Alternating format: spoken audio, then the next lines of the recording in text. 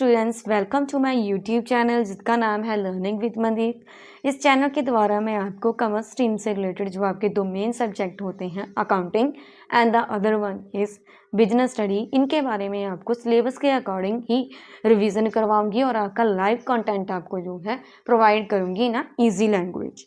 ठीक है, so video को स्टार्ट करने से पहले मैं आपको बता देती हूँ, अगर आप मेरे यूट्यूब चैनल पर पहली बार आए हैं तो वीडियो को लाइक, शेयर और सब्सक्राइब करना बिल्कुल ना भूलें। ठीक है, सो बिना टाइम वेस्ट किए हुए हम अपनी वीडियो को आगे बढ़ाते हैं। ठीक है, सबसे पहले हम पढ़ेंगे कि अकाउंटिंग क्या है। अकाउंटिंग के मीनिंग की तरफ चलते हैं तो हमें पता लगता है कि accounting is a systematic process of identifying, recording, classifying, summarising, analysing and interpreting financial transactions. ठीक है, अकाउंटिंग क्या है? अकाउंटिंग एक सिस्टमेटिक प्रोसेस है। इन्होंने सिस्टमेटिक वर्ड यहाँ पे क्यों यूज़ किया हुआ है वो भी मैं आपको बता देती हूँ। सिस्टमेटिक का मतलब होता है कि अगर हम कंपनी के पॉइंट ऑफ व्यू से देखें तो कंपनी अपना जो भी डाटा रिकॉर्ड करके रखती है वो कैसे रिकॉर्ड करके रखती है? डेट वाइज रिकॉर्ड करके रखती है। अगर फॉर एग्जांपल मैं आपको समझा देती हूँ कि अगर कोई कंपनी ने अपना डाटा 1 जनवरी को रिकॉर्ड किया है, ठीक है, तो वो अगला डाटा जो अपना रिकॉर्ड करेगी वो 2 जनवरी को करेगी। ठीक है, अपने डेट के अकॉर्डिंग जो है सारा डाटा अपना रिकॉर्ड करके रखेगी, स्टोर करके रखेगी। उसे हम क्या कहते हैं? सिस्टमेटिक प्रोसेस है कि एक तरह से हम कोई भी चीज़ बीच में स्किप नहीं कर सकते। इसमें होता क्या है कि उन्होंने कहा है कि ऐसा प्रोसेस है जिसमें आप क्या करते हैं? आइडेंटिफाई करते हैं, पहचानते हैं कि अगर ये वाली आइटम किधर से आई हुई है, अगर हमने सेल की है, परचेज की है तो कैसे की है और कितने की है। आइडेंटिफाई करना है पूरी तरह अपने अमाउंट को कि आप कुछ गलत जो है एक तरह का आप कह देते हो ना कि हमने गलत लिख लिया अपने अकाउंट्स में, अपनी बुक्स में, वो आप ना लिख पाओ गलत। ठीक है, इस तरह से आप आइडेंटिफाई कर सको कि क्या सही है और क्या गलत है। रिकॉर्डिंग, सभी डाटा जो आपका है उसको आपको रिकॉर्ड करके रखना है कि जब आपको इन फ्यूचर ज़रूरत पड़े तो आप कभी भी अपने डाटे को निकाल सकते हो और देख सकते हो कि इसमें कोई प्रॉब्लम थी या फिर कोई ऐसी चीज़ थी जिसमें आपके फॉर एग्जांपल आपके किसी कस्टमर ने आपसे उधार सामान लिया हुआ है और आप भूल गए हो कितने का लिया हुआ है, तो आपने अगर रिकॉर्ड करके रखा होगा तो आपको ईजी होगा ये जानना कि उसने कितना आपसे उधार सामान लिया था। ठीक है, एंड देन क्लासीफाइंग का मतलब होता है कि हम सभी चीज़ों को अलग अलग करके रखेंगे। अगर हम कोई सेल, कितने की हमने सेल की है आज, उसकी अलग हमने बुक लगाई हुई है। परचेज कितने की है, उसके लिए हमने अलग बुक लगाई हुई है।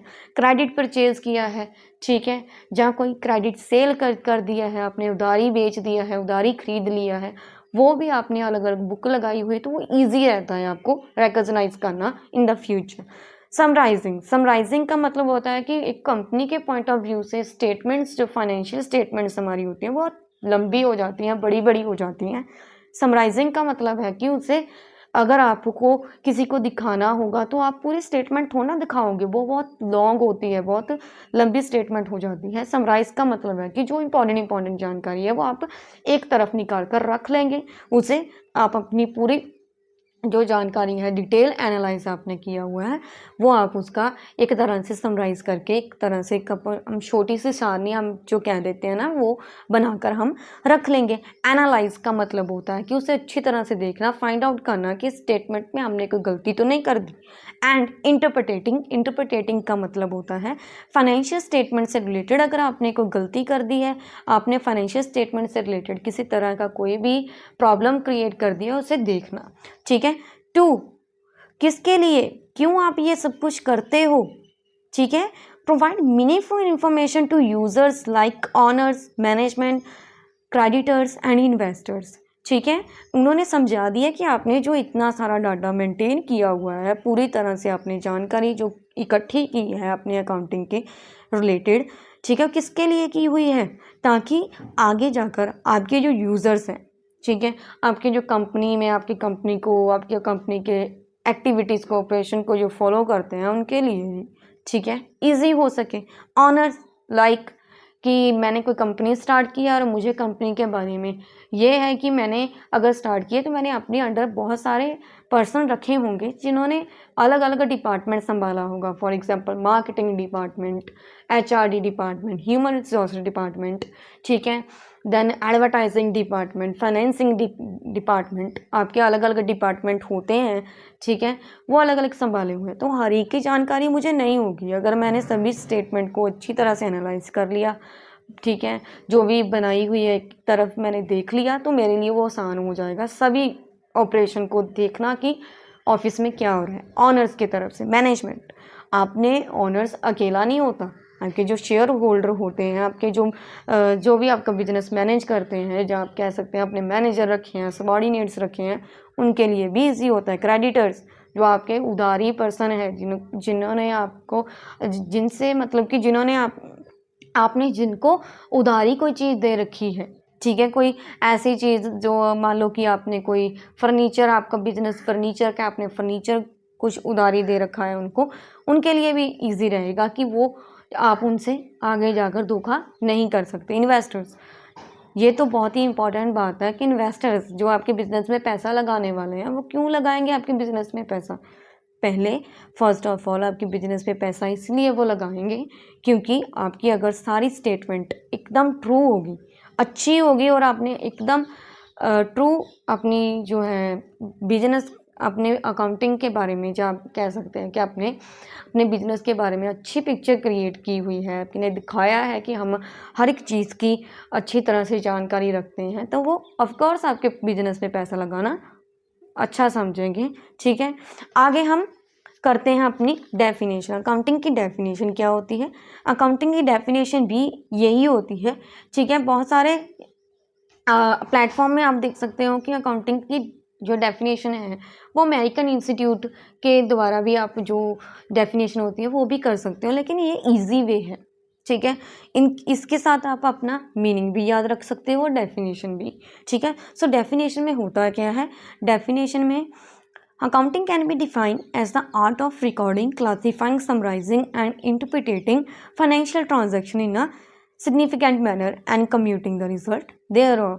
अकाउंटिंग में आपने पहले ही समझ लिया कि ऐसी कला है जिसमें आप अपनी कंपनी के स्टेटमेंट को रिकॉर्ड करके रखेंगे, क्लासीफाइंग अलग अलग करके रखेंगे, समराइज अगर लॉन्ग स्टेटमेंट है उनको आप छोटा करके रखेंगे, इंटरप्रिटेटिंग अगर कोई भी गलती कर दी है आपने उसे फाइंड आउट करके रखेंगे, अपने फाइनेंशियल स्टेटमेंट से मतलब आपने जो भी पैसा लगाया हुआ है बिजनेस में उसके रिलेटेड आप ये सभी चीज़ें इकट्ठी करके रखेंगे।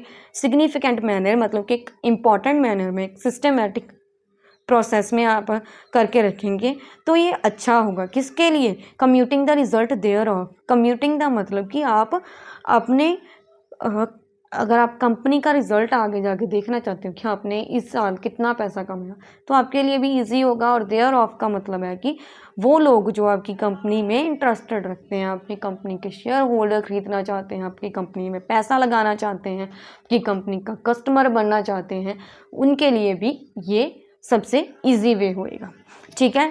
नेक्स्ट है हमारे ऑब्जेक्टिव। ऑब्जेक्टिव के लिए आपको मैं समझा दूं कि ऑब्जेक्टिव आपके जो अकाउंटिंग के हैं वो 5 ऑब्जेक्टिव है। फर्स्ट ऑफ ऑल आपका है सिस्टमैटिक रिकॉर्ड। हमने पहले ही समझ लिया है कि सिस्टमैटिक रिकॉर्ड क्या हो सकता है। सिस्टमैटिक रिकॉर्ड का मतलब है कि आपने जो date wise, day wise, even time wise आपने जो भी सामान, जो भी आपने गुड्स प्रोडक्ट्स खरीदे हैं या बेचे हैं, ठीक है, वो आपको रिकॉर्ड करके रखने हैं, उन्हें हम सिस्टमैटिक रिकॉर्ड कहते हैं। The second one is determine profit and loss. आप अपना बिजनेस क्यों ओपन करोगे, ठीक है। फर्स्ट ऑफ ऑल आप ये भी देखोगे ना कि मुझे प्रॉफिट हो रहा है या लॉस हो रहा है, ठीक है। वो कैसे पता चलेगा? वो इस तरह से पता चलेगा जो आपने फर्स्ट डे से जो आपने अपना रिकॉर्ड बना कर रखा हुआ है, उन्हें आप रिकॉर्ड को आप एक तरह से आप क्या कहते हैं, रिकॉर्ड करी जा रहे हो, लिखी जा रहे हो जहाँ पे, ठीक है। आपने इतने के प्रोडक्ट बेच दिया, इतने का खरीद लिया, इतने का आपने अगेन बेच दिया, इतने का आपने अगेन खरीद लिया, वो सब कुछ आप प्लस माइनस करके एंड में पता करोगे ना कि आपको प्रॉफिट हुआ का लॉस। अगर प्रॉफिट हो रहा है तो आपको बिजनेस को कंटिन्यू रखना है, अगर लॉस हो रहा है तो कौन सी ऐसी प्रॉब्लम है जिसकी वजह से आपको लॉस हो रहा है, आपको वो फाइंड आउट करनी है। नेक्स्ट है आपका ascertain financial position. Financial position का मतलब आपके बिजनेस में कितने लोग हैं जो आपके बिजनेस में पैसा लगाना चाहते हैं, ठीक है। फाइनेंशियल पोजीशन का मतलब है कि आपका बिजनेस आपका पैसे की तरफ से कितना स्ट्रांग हो गया है, जहाँ आप चाहते हो कि इतना स्ट्रांग हो, वो आपका मेन ऑब्जेक्टिव बन जाता है। नेक्स्ट है मैनेजमेंट असिस्टेंस, ठीक है। आपका मेन ऑब्जेक्टिव ये भी है कि आप जो मैनेज कर रहे हो बिजनेस को वो भी अच्छी तरह से मैनेज करें, ठीक है। नेक्स्ट है कम्युनिकेशन ऑफ इंफॉर्मेशन, जो भी इंफॉर्मेशन है अब आप दूसरों से भी शेयर करेंगे। शेयर किन किन से करेंगे? आप ऑनर से, ठीक है। अगर आप मैनेजर हो तो आप ऑनर से शेयर करोगे, ठीक है। आप अपने इन्वेस्टर से, मैनेजमेंट से, सबसे शेयर करोगे, ठीक है। आगे हम इनकी एक्सप्लेनेशन भी पढ़ लेते हैं कि इन्हें हम एक्सप्लेन कैसे करेंगे। अगर आप चाहते हो तो आप इन्हें एक्सप्लेन अपने वे में कर सकते हो कि आपको जितना समझ आता है कि ये इतने कि हम अपने लैंग्वेज में बनाकर लिख सकते हैं, ठीक है। तो उस तरह से भी कर सकते हो, और अदरवाइज़ मैंने ये इजी लैंग्वेज में लिखा हुआ है, मैंने खुद से क्रिएट किया हुआ है ये कंटेंट, ठीक है। सो फर्स्ट ऑफ ऑल आपका जो हमने पढ़ा था कि सिस्टमेटिक रिकॉर्ड है। Accounting is referring to create a organise as well as comprehensive record of all financial statement, ठीक है। जितने भी फाइनेंशियल स्टेटमेंट है, अकाउंटिंग आपको जो भी है अकाउंटिंग आपकी फाइनेंशियल स्टेटमेंट बिल्कुल अच्छी तरह से ऑर्गेनाइज करके रखती है, ठीक है। अच्छी तरह से इकट्ठा करके रखती है, अगर इन फ्यूचर आपको ज़रूरत पड़े तो आप उन्हें देख सको। कैसे आपको, अगर क्यों आप इन्हें रिकॉर्ड करके रखोगे और किस चीज़ के लिए आप इन्हें रिकॉर्ड करके रखोगे? फर्स्ट ऑफ ऑल आपकी जो फाइनेंशियल स्टेटमेंट है एंड ओमिशंस है, जो भी आपने गलती की हुई है वो भी आप पकड़ सकते हो। इन द सेंस कि आपने रिकॉर्ड करते वक्त आपने कोई गलती कर दी और आपने रिकॉग्नाइज नहीं किया, आगे जाकर आपने फिर अपने स्टेटमेंट को देखा, फिर आपको पता चल गया कि मैंने यहाँ गलती की है, तब भी आप अपनी गलती जो है उन्हें अच्छी तरह से करेक्ट कर सकते हो। नेक्स्ट है it involve sales, purchase expenses and other financial statement, जो मैं आपको पहले से ही समझा रही हूँ कि रिकॉर्ड आपको किस चीज़ का रखना है, जो आपने सेल किया, परचेज किया, कितने आपके खर्चे हुए हैं। एक्सपेंस का मीन्स होता है खर्चे, कितने आपके खर्चे हुए हैं और कितने आपकी फाइनेंशियल स्टेटमेंट्स जो है, ठीक है, डॉक्यूमेंट उनसे रिलेटेड हैं आपके पास, वो सब आप रिकॉर्ड करके रख लोगे, ठीक है। नेक्स्ट है determine the profit and loss. Accounting's main objective is to calculate the profit and loss incurred by the business over a specific period, ठीक है। अकाउंटिंग का मेन मकसद होता है, ऑब्जेक्टिव का मतलब होता है मकसद, कि आपका मकसद क्या है। अकाउंटिंग का मेन मकसद है कि आपको प्रॉफिट हो रहा है या आपको लॉस हो रहा है, ये पता करना। ये कैसे पता लगता है? आप बस रिकॉर्ड करी जा रहे हो। हर एक बिजनेसमैन का अपना अपना हिसाब होता है। जैसे अगर आप कंपनी बहुत लार्ज लेवल पर चला रहे हो, बिग लेवल पे आपकी कंपनी चल रही है, तो आपको 6 मंथ के पीरियड के बाद आपको कैलकुलेट करना होता है कि मुझे प्रॉफिट हुआ या लॉस हुआ। अगर आपकी छोटे लेवल की कंपनी है, ठीक है, स्मॉल लेवल की कंपनी है, तो आपको देखना होता है कि मेरी जो भी आपकी स्टेटमेंट्स हैं वो आप मंथली बेसिस पे भी देख सकते हो।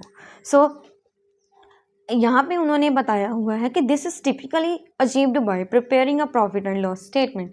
प्रॉफिट एंड लॉस स्टेटमेंट का मतलब कि आपने जो ऊपर सिस्टमेटिक रिकॉर्ड कर लिया है उसके ही बेस्ड आप प्रॉफिट एंड लॉस भी पता करोगे। कैसे पता करोगे? जो भी आपने सेल की, फॉर एग्जांपल मैंने 100 रुपीज़ की सेल कर दी और किसी कस्टमर को मैंने बेचा, वो कितने में बेचा? सेल कितने में की? 100 रुपीज़ की, ठीक है। लेकिन वो प्रोडक्ट बनाने में मेरे पैसे कितने लगे थे? 60 रुपीज़ लगे थे। वो जो 40 बचा हुआ है वो 40 आपका प्रॉफिट है, वो पता चलेगा जब आपने सभी अपने सेल और परचेज रिकॉर्ड करके रखे हुए होंगे, ठीक है। नेक्स्ट है ascertain financial position. Accounting help determine the financial health of the business at a given point of in the time, ठीक है। अकाउंटिंग आपकी मदद करती है किसी फाइनेंशियल हेल्थ का मतलब कि आपके बिजनेस की जो हेल्थ, उन्होंने तभी लिखा हुआ है कि आपके बिजनेस का जो हुलिया है, ठीक है, वो कैसा चल रहा है, ठीक है, at a given point in a time, ठीक है। आपके बिजनेस की फाइनेंशियल पोजीशन क्या है वो भी आप पता करोगे। This is done by preparing a balance sheet and which outline asset liability and honours equity. ये आप पता करोगे जब आपकी जो बैलेंस शीट आप प्रिपेयर करोगे। आगे जाके हम पढ़ेंगे बैलेंस शीट हम कैसे प्रिपेयर करेंगे और किस तरह से करेंगे, ठीक है। नेक्स्ट है management assistance. Accounting provide valuable information to management for decision making, planning, controlling and forecasting, ठीक है। अकाउंटिंग सिर्फ और सिर्फ आपको ये प्रोवाइड नहीं करेगी कि आपका प्रॉफिट हुआ है कि लॉस हुआ है। अगर लॉस हुआ है तो क्यों हुआ है, कौन से ऐसे एक्टिविटीज़ है जो आपने की हुई हैं वो आगे आप ना करो तो बेटर रहेगा आपके बिजनेस के लिए। और अगर प्रॉफिट हुआ है तो किस चीज़ से हुआ है वो भी आपको देखना है कि उस एक्टिविटी को आपको ज़्यादा जो है करना है, ठीक है। इन्होंने बताया हुआ है कि अकाउंटिंग इन्फॉर्मेशन बहुत ही वैल्यूएबल होती है, बहुत ही ज़रूरी होती है। किस चीज़ के लिए, अगर आपने कोई डिसीज़न लेना है अपने कंपनी में, कोई फैसला लेना है, प्लानिंग करनी है किसी चीज़ से रिलेटेड, आपको कंट्रोल करना है, फॉरकास्टिंग का मतलब आपका फ्यूचर के बारे में सोचना है, तब भी ये आपके लिए बेस्ट रहती है। This include budgeting, performance analysis and evaluating different business strategies. इसमें हम क्या करेंगे, इसमें हम करेंगे कि आपका बजट, ठीक है। बजट इन मीन्स कि आपने बिजनेस में पहले 1 लाख लगाया था, फिर आपने 2 लाख कमा लिया, फिर आपने 3 लाख लगाया, आप बढ़ाते जा रहे हो, बजट क्रिएट करते जा रहे हो जैसे आपको प्रॉफिट होते जा रहे हैं, ठीक है। परफॉर्मेंस एनालिसिस, आपके बिजनेस कैसा चल रहा है, आपका बिजनेस प्रॉफिट में है या लॉस में है, ये भी तो पता करना है। और बिजनेस स्ट्रैटेजी का मतलब होता है अगर लॉस में है तो आपको डिफरेंट स्ट्रैटेजीज बनानी पड़ेगी, फिर जाके आपका बिजनेस कंट्रोल होगा, ठीक है। सो नेक्स्ट पॉइंट आपका है कम्युनिकेशन ऑफ इन्फॉर्मेशन। आप इन्फॉर्मेशन भी प्रोवाइड करोगे, किन किन को करोगे मैंने आपको पहले भी बता दिया। इन्होंने यही लिखा हुआ है कि accounting means aims to communicate financial information to various stakeholders including owners, investors, creditors and regulatory bodies. It will be helpful for taking crucial decision. मैंने आपको बता दिया कि आपका जो अकाउंटिंग का इंफॉर्मेशन है वो बहुत सारे पर्सन्स के लिए यूज़फुल होगा। किन पर्सन्स के लिए यूज़फुल होगा, स्टेक होल्डर का मतलब होता है कि आपके जो शेयर होल्डर्स हैं, आपकी कंपनी के जो शेयर खरीदने वाले पर्सन हैं उनके लिए भी तो यूज़फुल होगा, वो भी तो इसीलिए ही खरीदेंगे आपके शेयर अगर आपकी कंपनी प्रॉफिट में चल रही हो तो, ठीक है। देन ऑनर्स उनको पता ही होना चाहिए कि कंपनी में कौन कौन से ऑपरेशन हो रहे हैं। वो कैसे पता करेंगे, डेली तो डेली वो आपके ऑफिस में जाएंगे नहीं। अगर उनका ऑफिस अगर वो जाते भी हैं तो वो एक दिन में सभी इन्फॉर्मेशन इकट्ठी नहीं कर पाएंगे, इसीलिए उनके मैनेजर उनको डे टू डे इन्फॉर्मेशन जो है एक समराइज्ड वे में, छोटे वे में बता देते हैं कि आज ये वाली चीज़ इस डिपार्टमेंट में हुई थी। इन्वेस्टर्स जो पैसे लगाएंगे, क्रेडिटर्स जिनको हम उधारी बेचेंगे, and regulatory bodies in sense government को भी बताना होता है हमारी बिजनेस में क्या चल रहा है। गवर्नमेंट को हम क्यों बताएंगे कि हमारे बिजनेस में क्या चल रहा है, गवर्नमेंट को हम इसलिए बताएंगे क्योंकि बिजनेस में हमें बहुत सारे टैक्स हैं जो पे करने पड़ते हैं। गवर्नमेंट को तभी पता चलेगा कि आप कौन सा टैक्स कितने वक्त में और कैसे पे कर रहे हो, आपके बिजनेस के फाइनेंशियल पॉइंट ऑफ व्यू की वजह से, ठीक है। और ये सभी चीज़ें आपको हेल्प करेगी आपका डिसीज़न लेने में, ठीक है। सो आज की वीडियो आपको कैसी लगी आप कमेंट में ज़रूर बताइएगा। ऐसी बहुत सारी वीडियो के लिए आप मेरे चैनल को सब्सक्राइब कर लीजिए। सो स्टूडेंट्स, अगर आपका किसी भी तरह का कोई भी डाउट है तो आप कमेंट बॉक्स में ज़रूर बताइएगा, ठीक है। अभी मैंने आपको कंटेंट प्रोवाइड किया है, ये मैंने खुद बनाया है, ठीक है। बहुत ही इजी लैंग्वेज में बनाया है, ये आपको कोई प्रोवाइड नहीं करेगा, ठीक है। अगर आपको वीडियो अच्छा लगा तो वीडियो को लाइक, शेयर और सब्सक्राइब ज़रूर करिएगा, ठीक है। मैं जल्द ही आपके लिए आगे की कंटेंट की वीडियो लेकर आऊँगी। So good by two all of students.